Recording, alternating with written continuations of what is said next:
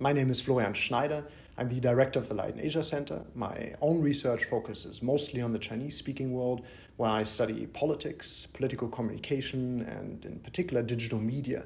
But I also have an interest in international relations in the East Asian region. In this particular project, one of the things that I will be focusing on is bringing our various researchers together, making sure they find common ground and helping them to achieve their common goals in this project.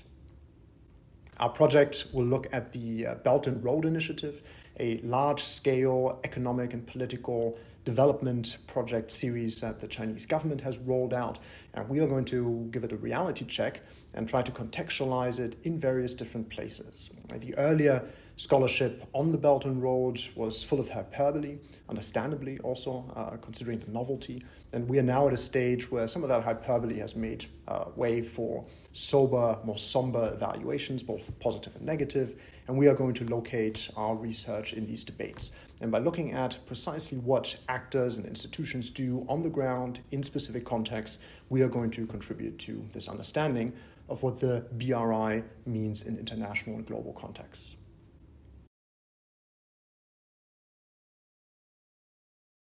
In practice, the project is a mixed methods approach, and that means that we have sent our researchers all around the world to look at particular sites where the BRI is getting implemented, and their job has been to interview stakeholders, interesting parties on the ground, find out what they do, observe them, and ask them what their perspectives are firsthand.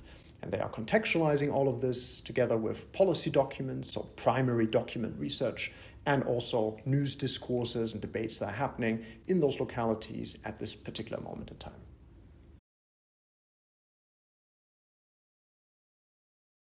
It's quite common in international relations to treat the main actors as nation states and look only at, for instance, China or India and Malaysia, and then ask, what does China do? Or what does India want?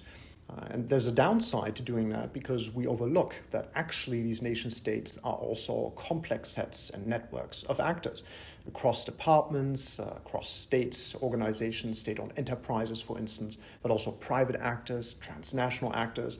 So by following those actors and really figuring out how do they interact with each other in local contexts, we can map out much better what these networks look like and what the BRI does on the ground. So our hope is that we'll be able to provide a reality check to some of the assumptions about China's Belt and Road initiatives and see how they work in practice.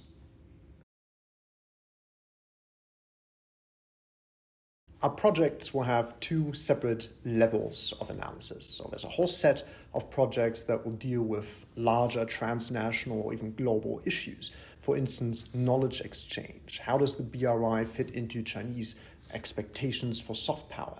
We have a project that looks at how global governance works, particularly in economic and financial context. And we have another project that looks at taxation in complex transnational interactions. So these are all the kind of topics that cover big issues. And our scholars are going to drill into these issues to find out how they affect implementations in other contexts.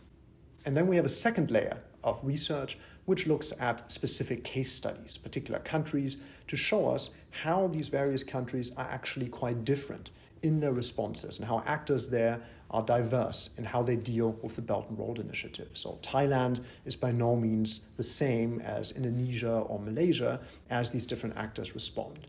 And that also means showing how the Belt and Road Initiative inserts itself, for example, into regional dynamics. How do Pakistan-India relationships change? Or how does the Belt and Road Initiative influence ASEAN countries as they interact with each other?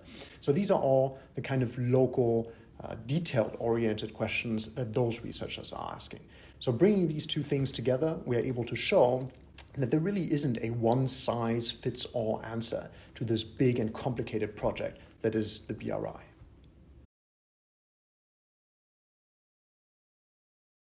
This project is committed to two major ideals. The first is that we are trying to publish cutting-edge scholarly academic work. So that means providing a state-of-the-field assessment of what we know about the Belt and Road Initiative around the world at this moment in time.